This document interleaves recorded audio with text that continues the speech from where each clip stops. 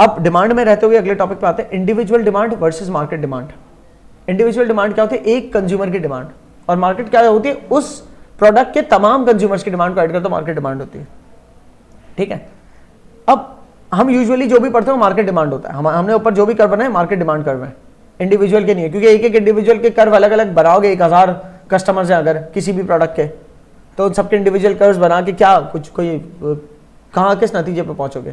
कोई मार्केट का डिसीजन थोड़ी ले पाओगे, आपको मार्केट डिमांड सम अप करके करनी पड़ती है। तो पहले इंडिविजुअल को समझो। एक मेरा कंज्यूमर ए है। अच्छा, ये पिक्चर जो है ना कोई इकोनॉमिक्स से ली गई है, तो जब लो कोई और किसी की तस्वीर वगैरह तो वो दे देने का उसमें रेफरेंस। सो एक कस्टमर ए है हमारा, कंज्यूमर, किसी हमारा नहीं, एक इकोनॉमी में किसी चीज की मार्केट है। मिसाल के तौर पे ये मार्केट है आपके ट्रेडमिल्स की, ट्रेडमिल की मशीनरी या एक्सरसाइज की कोई मशीनरी, मैं फिलहाल ट्रेडमिल्स की मिसाल ले रहा हूँ, उसकी मार्केट है। उस मार्केट के अंदर एक कस्टमर ये है, एक कस्टमर ये है। जो ये वाला कस्टमर है वो अगर $4 की तो नहीं होती, खैर ये 3 जीरो कॉमन ले लेता हूँ, नहीं बहुत महंगी हो जाएगी, 2 जीरो कॉमन लेता हूँ, चलो $400 की अगर हुई ट्रेडमिल तो ये एक भी नहीं खरीदेगा, ये नहीं खरीदेगा। अगर $200 की हुई तो ये तकरीबन एक खरीद रहा है। अगर $300 की हुई तो आधी ट्रेडमिल खरीद रहा है, पॉसिबल नहीं है। ठीक है, आधे का हिसाब करना है तो फिर ट्रेडमिल की मिसाल चेंज करके मैं मिल्क कर रहा हूं बस, और लीटर्स है वो, अब सही है, नीचे लीटर्स है, क्वांटिटी डिमांडेड इन लीटर्स, सही है।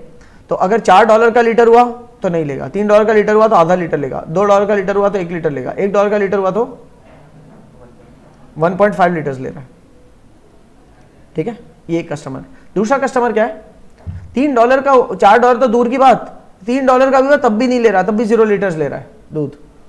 अगर $2 का दूध हुआ तो कितना? एक लीटर ले रहा है।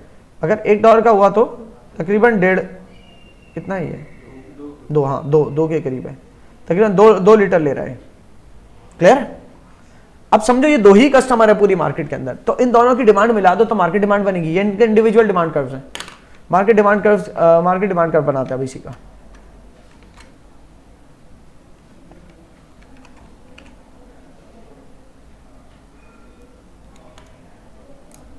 ठीक है जनाब, कि कहाँ से डिस्क्रिप्शन उठ के आ गया, इसको छोड़ो। अच्छा, दोनों की मिला के अगर देखते हम तो $4, $3, $2, $1 ये प्राइस पॉइंट्स थे हमारे। दोनों की अलग अलग क्या थी? अगर मैं ये वाला पूरा ग्राफ वहां लेके जाऊं, पहले तो ये टेबल को, पहले ये टेबल यहां पर बना के देखता हूं, क्योंकि हमें बनानी है मार्केट डिमांड अभी। ठीक है, तो ए और बी, $4 पे ए कितना ले रहा है? एक भी नहीं ले रहा, और बी तो ले ही नहीं रहा, जाहिर है। $3 पे ए कितना ले रहा है? 0.5 लीटर्स। ठीक है, जबकि बी कितना क्वांटिटी डिमांड कर रहा है? 0 लीटर, 3 पे भी।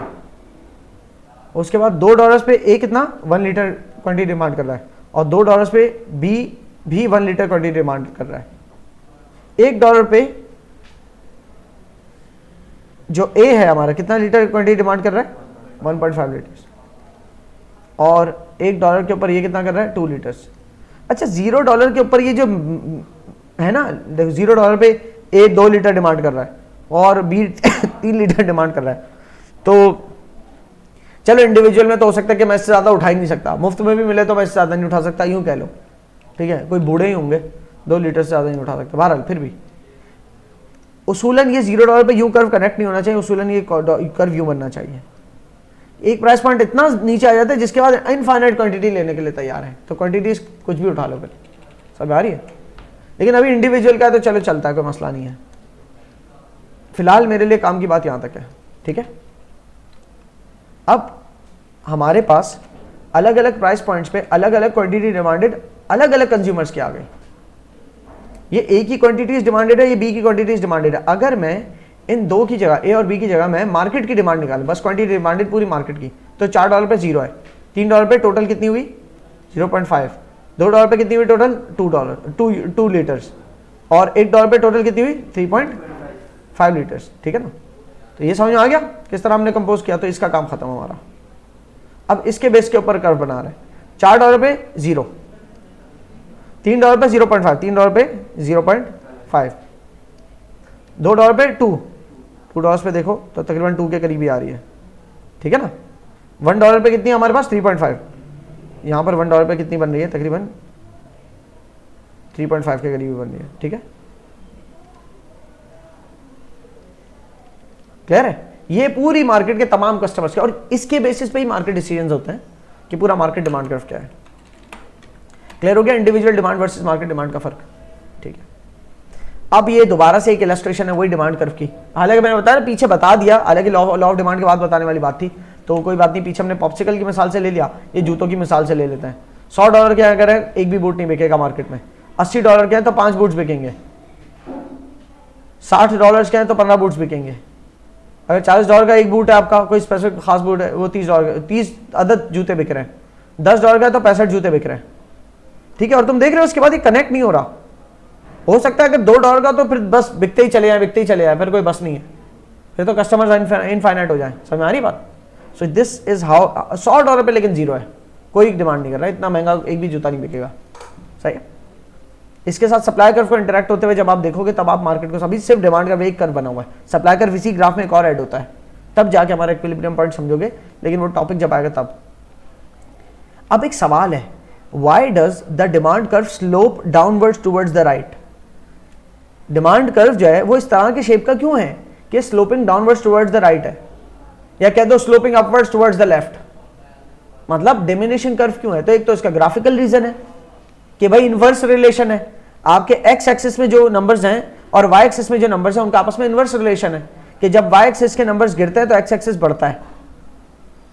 और करना मेरे जुमले पे, अगर मैं कोई और ग्राफ मैथ में पढ़ा रहा होता तो मैं जुमले में पहले एक्स एक्सिस बोलता, मैं कहता अगर एक्स एक्सिस के नंबर बढ़ रहे हैं तो वाई एक्सिस के गिरेंगे, क्योंकि मैथमेटिक्स में अमूमन एक्स एक्सिस पे आप इंडिपेंडेंट वेरिएबल और वाई एक्सिस पे डिपेंडेंट वेरिएबल रखते हो।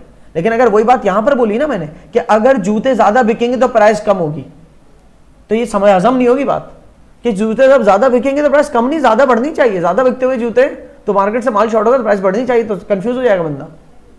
तो इसी वजह से आप प्राइस से शुरू करोगे कि प्राइस इंडिपेंडेंट वेरिएबल है और जूते डिपेंडेंट वेरिएबल है, तो प्राइस गिरेंगे तो जूते ज्यादा बिकेंगे, प्राइस बढ़ेंगे तो जूते कम बिकेंगे। Understand. So starting with that कि ये एक इनवर्स रिलेशन है प्राइस वर्सेस क्वांटिटी डिमांडेड का, तो इसलिए sloping downwards towards the right है। तो एक तो ये ग्राफिकल रीजन लिख दिया, ठीक है।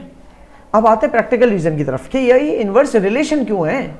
आपने कह दिया इनवर्स रिलेशन है इसलिए, अब सवाल ये है कि ये इनवर्स रिलेशन ही क्यों है, तो उसका जवाब दो वजूहात की बिना पर है, एक सब्स्टिट्यूशन इफेक्ट और एक इनकम इफेक्ट। सब्स्टिट्यूशन इफेक्ट समझो कि अगर आप नीचे अंदर मिसाल भी कोक की दी हुई है, अगर आप कोक डिमांड कर रहे हो, सही है, कोक के प्राइस बढ़ जाते हैं अगर, तो आप कोक की मार्केट से निकल जाओगे, आप कोक की डिमांड से निकल जाओगे, आप पेप्सी डिमांड करोगे, सही है। तो क्या हुआ कि अगर मिसाल के तौर पे $40 में ये कोक तो नहीं आती, $40 में क्या ले सकते हैं, ये रुपीज समझो, चलो for the time being rupees समझो तो हो जाएगा। अगर $40 के एक रेगुलर कोक है तो उसकी क्वांटिटी डिमांडेड मार्केट में कितनी है, 30 है। अगर कोक के प्राइस ऊपर चले जाते हैं, कहां तक, 40 से 60 पे चले जाते हैं, तो 60 पे प्राइस आने की वजह से क्वांटिटी डिमांडेड गिर के 15 पे आ गई। क्यों आई, सवाल ये है, इसलिए आई क्योंकि इसमें से बहुत सारे कस्टमर्स जो हैं वो दो वजूहात से भागे होंगे। एक वजह यह कि किसी को इससे बेटर सब्स्टिट्यूट मिल रहा है, वो निकल गया कि भाई मैं पेप्सी पी लूंगा, और कुछ जो इसलिए भागे होंगे कि यार अब हम कोक अफोर्ड नहीं कर सकते, ये महंगी हो गई है, सही ना। तो एक है सब्स्टिट्यूशन इफेक्ट और एक है इनकम इफेक्ट, कि किसी की इनकम में बैठ नहीं रही वो चीज, सही है। तो ये तो कोक पेप्सी की मिसाल लिखी थी इसलिए उसको यहां डिफाइन करने की कोशिश की मैंने। यहां पर जूतों की मिसाल लिखी हुई है तो जूतों में भी ये बात करके देखते हैं, ठीक है। लेट्स सपोज मार्केट इक्विलिब्रियम यहां पर किसी इस पॉइंट पे होता, ठीक है, कि $40 के 30 जोड़ी जूते बिक सकते हैं अगर प्राइसेस कम कर दी जाए, 40 से 20 पे ले आई जाए, तो एक्सटेंशन हो जाएगी क्वांटिटीज डिमांडेड में, कितने जोड़ी जूते? 45 जोड़ी जूतों की क्वांटिटीज डिमांड होगी। क्यों? क्योंकि वो लोग जो कोई और इन जूतों की जगह कोई और जूते खरीदते थे, उनको अब ये जूते ज्यादा बेटर सब्स्टिट्यूट लग रहे हैं, वो लोग उन जूतों की जगह इन जूतों के ऊपर शिफ्ट हो गए। एक सब्स्टिट्यूशन इफेक्ट। सब्स्टिट्यूट करना मतलब किसी को किसी से चेंज करना, राइट? तो वो उन जूतों को छोड़ के यहां गए। तो कुछ लोग तो ऐसे आए कि जो कुछ और खरीदे वो अब ये जूते खरीद रहे हैं, और कुछ लोग जो जूते ही नहीं खरीद पा रहे थे, अब उनकी इनकम लेवल्स के ऊपर ये जूते आ गए, तो वो भी आए। तो मिल मिला के 15 जोड़ी जूतों की क्वांटिटी डिमांड में इजाफा हुआ। क्लियर है? So that's why this inverse relation happens, substitution effect और इनकम इफेक्ट। ये बहुत इंपॉर्टेंट है ये वाला पॉइंट। इसके बाकायदा सवालात बनते हैं आपके, और आप उस सवाल को डिफाइन कर सको ग्राफिकली पहले तो, कि इनवर्स रिलेशन एक सिंपल लाइन, मतलब by mathematic measurements if we see, so there's an inverse relation between price that is put on the y-axis and quantity demanded which is put on the x-axis. So due to that inverse relation, it is sloping downwards towards the right. And the reason for this inverse relation is because of two things. There are two reasons for this.